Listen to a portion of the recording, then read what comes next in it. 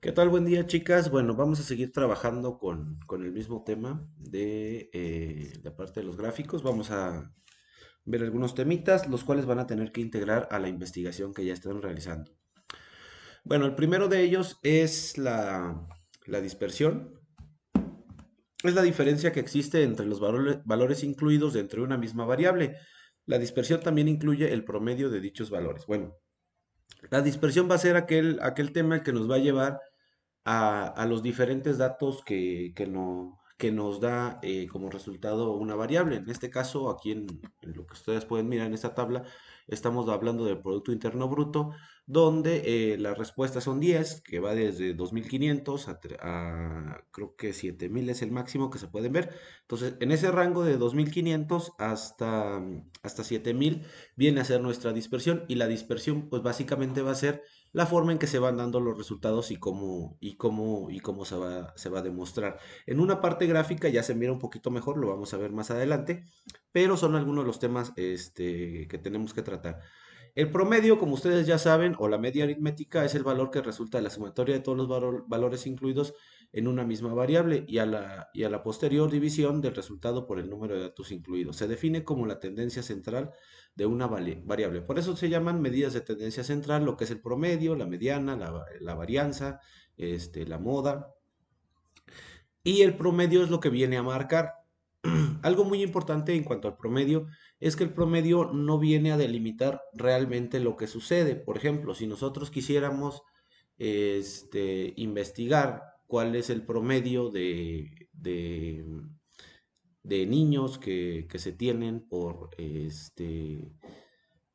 persona o por pareja aquí en la zona de Chiapas, quizás el promedio resulte ser un 4.5 o un 3.8, pero si nos vamos a zonas indígenas donde las personas tienen 6, 7 hijos, donde no hay un control familiar, y al final de cuentas, si nosotros estamos incluidos dentro de ese promedio, quizás se aleje un poquito de la realidad. Por eso el promedio es muy relativo, y les decía yo que es importante hacer el muestreo, tomar las muestras que a mí me interesan. De nada me sirve saber que el promedio de hijos en Chiapas es de 4.5, cuando en realidad en San Cristóbal de las Casas, por ejemplo, donde estoy yo radicando, es de 2.2. Entonces, una diferencia de 2 a 4 hijos es mucho, y viene a ser relevante cuando se establecen bien las preguntas y la variable se le da su grado de importancia. El sesgo o kurtosis es la medida que indica qué tan inclinada es una curva. El valor que indica la cantidad de elementos que se encuentran más próximos al promedio. Entonces, ahí está la distribución leptocúrtica, distribución platicúrtica y distribución mesocúrtica. ¿Qué quiere decir con esto? ¿Qué se mira en esta tabla?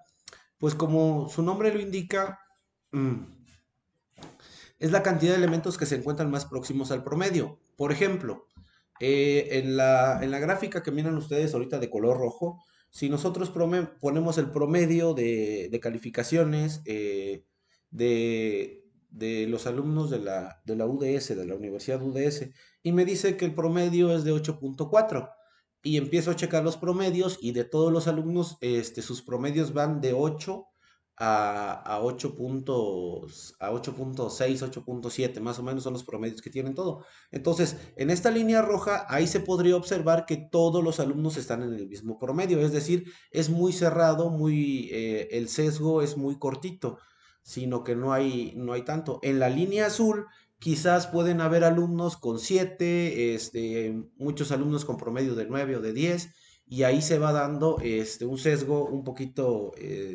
mesocúrtico, en el sentido de decir que el rango se hace un poquito más grande, es decir, que es mediano. Y en la platicúrtica, desafortunadamente, como les decía yo, por eso existe el muestreo, por eso se van haciendo pruebas. De repente puede haber alguien que tenga promedios de 5, es decir, alumnos que se den de baja, alumnos que nunca llegan, Y por otro lado, alumnos que solo sacan 10, entonces el promedio nos lo deja en 8.4, pero en realidad no quiere decir que todos los alumnos sean de 8.4, sino que existen alumnos de muy alto promedio como así alumnos de bajo promedio.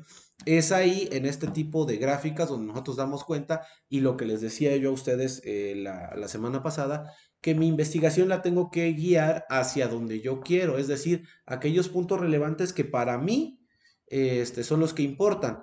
Si yo quiero hacer un análisis, por ejemplo, de lo que ustedes están investigando, de la ansiedad en niños con padres separados, ¿no? Empezamos a investigar y resulta que la mayoría de los niños prefieren a mamá, pero cuando se les preguntó, todos los que prefirieron mamá, resulta que son menores de 5 años, es decir, que tienen una mayor dependencia a la mamá. Y los que contestaron que papá, quizás tienen una edad de 11 a 12 años y prefieren a papá porque les compra más cosas, porque se pone a jugar más con ellos. Entonces, eh, la estadística es muy fiable, pero también depende de nosotros cómo la vayamos a plantear. Y no es un dato preciso, simplemente nos van a dar ciertas ideas de lo que va a suceder, ¿no? Gráficos son la representación gráfica de los datos obtenidos del análisis.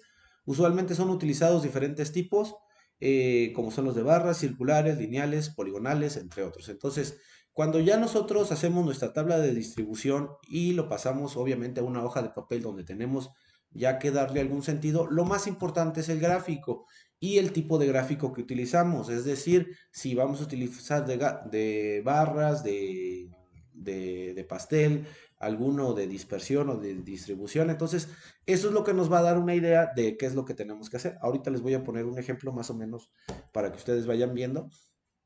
Bueno, otro de los términos importantes es el de asimetría. Es el valor que muestra la manera como los valores de una misma variable se encuentran repartidos con relación al promedio.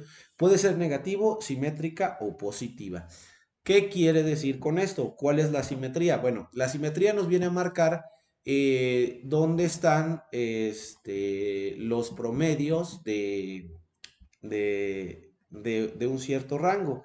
Eh, Ahorita con una gráfica les voy a mostrar más o menos cómo es lo que se tiene que hacer. Bueno, una de las tareas que no había yo verificado la semana pasada es esta de Stephanie, ¿ok? Stephanie. Bueno, ansiedad en adolescentes por escuela en alumnos de nivel superior, ¿no? Ok, vamos a ver la ansiedad de los alumnos a nivel superior. Vamos a ver sus primeras preguntas. ¿Cuántas horas duermes en una semana de exámenes, no? Es importante o saber algunos de los síntomas, ya les había yo mencionado desde la primera semana, que provocan la ansiedad, es el cansancio y obviamente las preocupaciones, algunos de estos síntomas como tristeza o coraje van marcando este tipo de preguntas. Bueno, entonces, ahorita mi variable va a estar enfocada en las horas de sueño, es decir, cuántas horas de sueño se tienen, ¿no? Entonces, tenemos la pregunta por acá y dice, ¿cuántas horas duermes en semana de exámenes? Como no, todavía no tengo resultados, pero Stephanie sí los va a realizar, inventé estos datos, no sé si vayan a coincidir con los de la encuesta, pero bueno, estos los acabo yo de inventar para fines de la clase. Lo que se hace en este sentido es, vamos a clasificar todos los resultados que tenemos aquí, ¿sí? Entonces, me dice que el promedio, o algo que es importante, es que es 6.21. Ok, entonces, ¿cómo vamos a ver los primeros términos que estábamos viendo aquí? Como son la parte de los gráficos. Excel o el programa de Microsoft Excel nos permite realizar gráficos de manera automática. Entonces, me voy a ir por acá, voy a buscar esta que es la gráfica de dispersión y aquí voy a mirar yo la dispersión de los datos, ¿no? Entonces, conforme me fueron contestando, aquí yo puedo ir viendo los diferentes datos este, que se obtuvieron y me dice que el promedio está en 6.21, es decir, esta línea que ustedes miran por aquí. esta, exactamente donde están estos puntitos, aquí es donde está el promedio.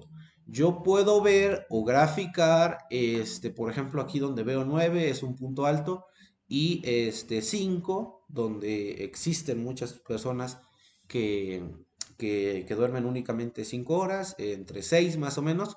Y aquí es donde les digo yo que se sacan algunas conclusiones. Por ejemplo, en esta gráfica de dispersión yo únicamente estoy mirando que al principio hay algunos datos alejados entre 9 y 8, estos que están hasta aquí, y que están lejos del promedio. Si nos vamos aquí en la media, que es 6.21, no existen respuestas que nos digan de 4 horas, sino que la mayoría se centra en esta parte. Bueno, vamos a cambiar el tipo de gráfico para que ustedes vean pues que básicamente tiene otro sentido, ¿no? Entonces, cambiar el tipo de gráfico, ¿no? Entonces, vamos a utilizar el mismo de dispersión, pero ya con una línea. Eh, Trataremos de que se vea un poquito diferente. Perdón. Ok. Ok. Este gráfico no está tan bien. Este que está por aquí. Ok, entonces aquí ya me va mostrando algunos datos de cómo se comporta directamente los resultados. En la dispersión es la misma gráfica que estábamos viendo, pero en esta gráfica de áreas, lo que sucede es de que ya podemos mirar con una línea conectada eh, qué es lo que hacia dónde va el camino de lo que estamos siguiendo.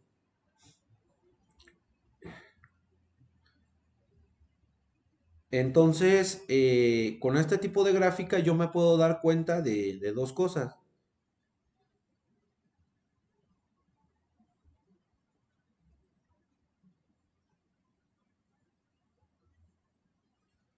Ok, en este tipo de gráficas yo ya puedo imaginarme en esta línea y que el promedio me dice que es 6.21 y este es mi eje en el que estamos.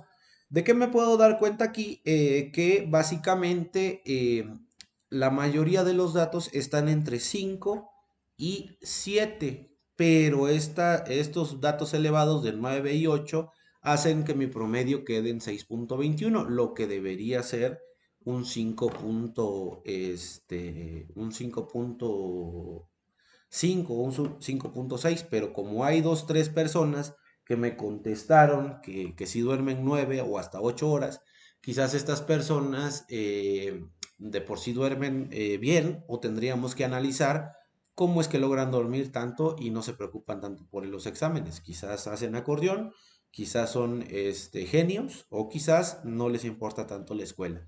Cualquiera de estos resultados o de estas propuestas podría para mí parecer interesante, pero la mayoría se centra en esto. Ahora bien, con otro tipo de gráfico que, que se puede que tenemos aquí, de las herramientas que nos da, nosotros podríamos observar de diferente manera, por ejemplo, los mismos resultados de una misma gráfica. El cero obviamente es el centro, el promedio me está dando que está acá. Y lo mismo que se observa en esta gráfica, nada más que ya me lo hace de una manera circular o como radial. Y ya voy observando dónde están los picos, es decir, hacia dónde se puede ver. Quizás en esta gráfica ustedes se pueden imaginar cuántas horas duermes por día en semana de exámenes y podríamos plantearlo por áreas. Quizás el área uno puede ser enfermería, el área 3 quizás puede ser administración, el área 7 quizás psicología.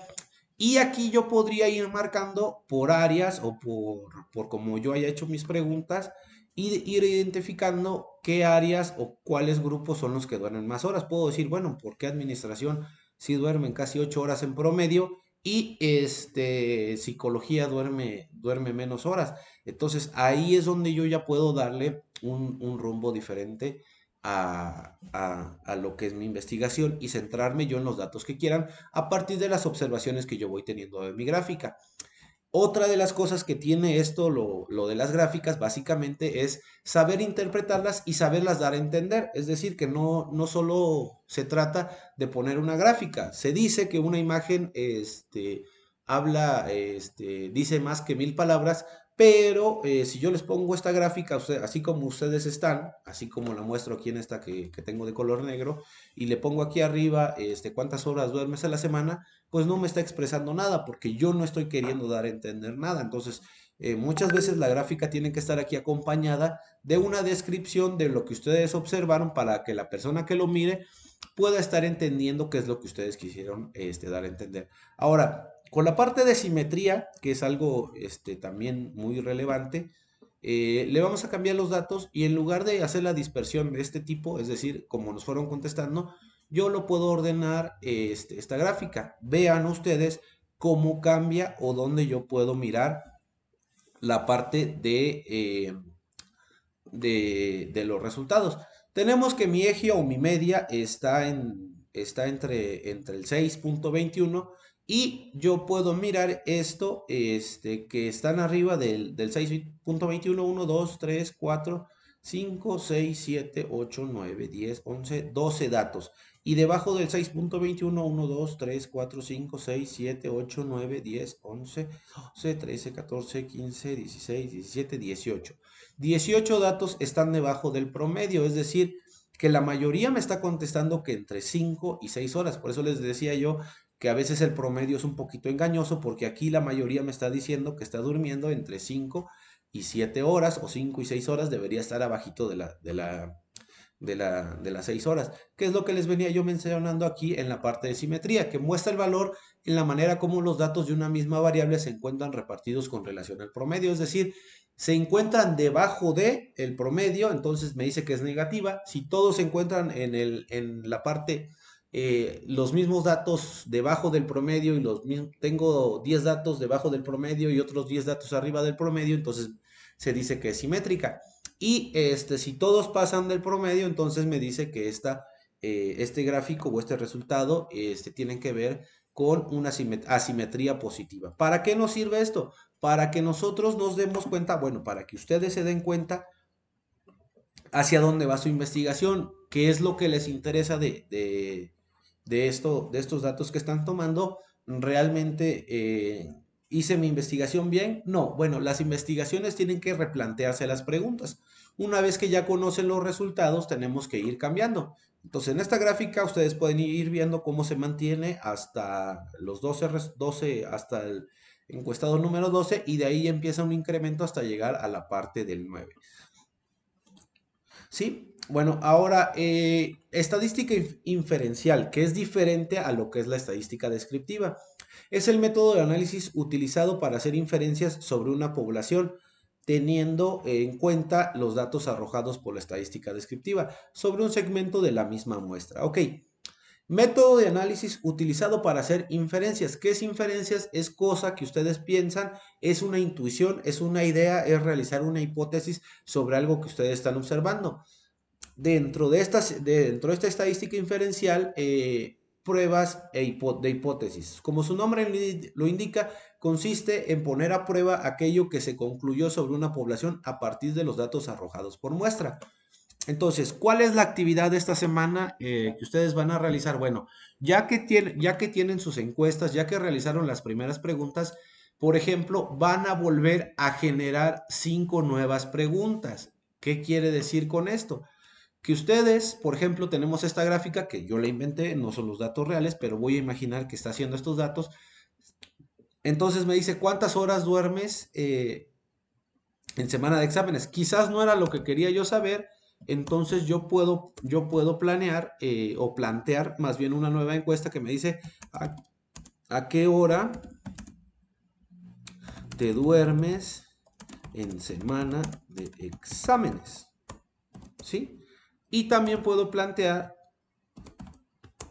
a qué hora te tienes que levantar en semana de exámenes. Entonces, esta pregunta me puede generar nuevos valores y yo puedo enfocar mis encuestas, como les digo, dependiendo el sesgo hacia dónde yo quiero ir. Estos que me dieron de 8 y 9 pueden ser mi foco central de la investigación. Ustedes deciden qué es lo que más les interesa, quizás los niños más pequeños, quizás los niños más grandes, quizás los que duermen más horas, quizás los que están dentro del promedio. Ustedes pueden decidir por encuestar únicamente a estas personas que dieron este resultado o irse las que están debajo del promedio o las que están arriba, siempre y cuando tenga un sentido. Es decir, que ya ahorita ya ustedes ya investigaron que estas son las horas que duermen. Bueno, ahora quiero saber a qué hora se meten a dormir y, y a qué hora se tienen que levantar. Ahí me puede arrojar un promedio diferente, o ya puedo catalogar que quizás duermen 5 horas porque se duermen temprano como a las 10 11, pero se tienen que levantar a las 5 porque tienen que hacer muchas actividades. O por otra parte, se duermen hasta las 2 o 3 de la madrugada porque sus clases son hasta la tarde o no tienen algo que trabajar, entonces sí se duermen más tiempo. Y quizás estas personas que duermen 8 o 10 horas es porque el turno sea vespertino o porque sea de sábados y quizás no tengan una carga tan compleja.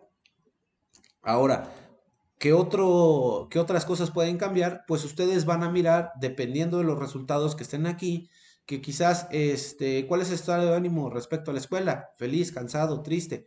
Ya me contestaron, esto es a manera de ejemplo porque no tengo datos ahorita, que los tres principales datos me dicen que cansado, triste y motivado. Ahora bien, si yo quiero generar una nueva pregunta aquí, yo puedo irme por el sentido de qué es lo más cansado de la escuela, ¿no? Porque esos son los mayores datos que me arrojaron, es donde se encuentra un promedio alto de respuestas. Entonces yo puedo decir qué es lo que más te cansa de la escuela. Quizás la tarea, quizás las clases, quizás los exámenes. Ahí tengo tres respuestas donde ya me voy a enfocar. Triste. eh, ¿Qué es lo que te ocasiona tristezas de acuerdo a las clases? Puede ser que quizás el estado de ánimo de tristeza tenga que ver cómo llegas a la escuela. Yo puedo llegar triste a la escuela o puedo ponerme triste en la escuela. Ahí es donde yo voy a generar una nueva pregunta para darle un nuevo rumbo a mi investigación. Entonces, la actividad de esta semana es obviamente, ya de que tienen su encuesta, aplicarla, crear los gráficos. A partir de que los gráficos ustedes los colocan, es decir, ya les había yo dicho que lo hicieran, entonces van a colocarme estos datos en su trabajo, por ejemplo, este que está aquí,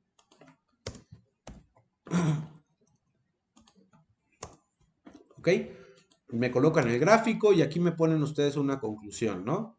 O una observación. Se observa un bajo promedio de horas, de sueño. Es probable que se duerman tarde por cuestiones de preocupación y tareas. Se sugieren nuevas preguntas. ¿Sí? Entonces, esas preguntas son las que planteé aquí en este documento, que son estas preguntas yo las estoy haciendo aquí. Y dependiendo de los resultados que me dice, bueno, ¿cuántas veces comes al día? O qué es lo que te dice, como al día 2 veces, o como 5 veces, o tengo antojo muchas veces. Bueno, qué es lo que se te antoja más? Quizás se te está antojando cosas más dulces y esa misma energía o esos mismos azúcares generan que tengas más ansiedad por seguir comiendo. O quizás yo puedo preguntarte cuáles son los antojos que más comes. Quizás no sea, quizás tus antojos sean más por sabrita y eso te genere una mayor ansiedad debido a que no estás llenándote, sino que simplemente estás engañando al estómago. Y así, conforme ustedes vayan viendo sus preguntas, ustedes mismas lo tienen que hacer, ustedes mismas lo van a generar y ustedes la van a desarrollar. Que si tienen dudas y necesitan apoyo, con gusto yo les puedo decir. Si no saben cómo generar una nueva pregunta o alguna observación que han hecho de su gráfica, con gusto me la pueden mandar y yo ya les puedo apoyar en eso, ¿sale? Entonces, la actividad, les repito, tienen que generar las gráficas respectivas a estas encuestas que están aplicando o que ya aplicaron. De ahí generar nuevas preguntas y sus nuevos gráficos y sacar nuevas observaciones, ¿sí? Bueno, muchas gracias, eso es todo.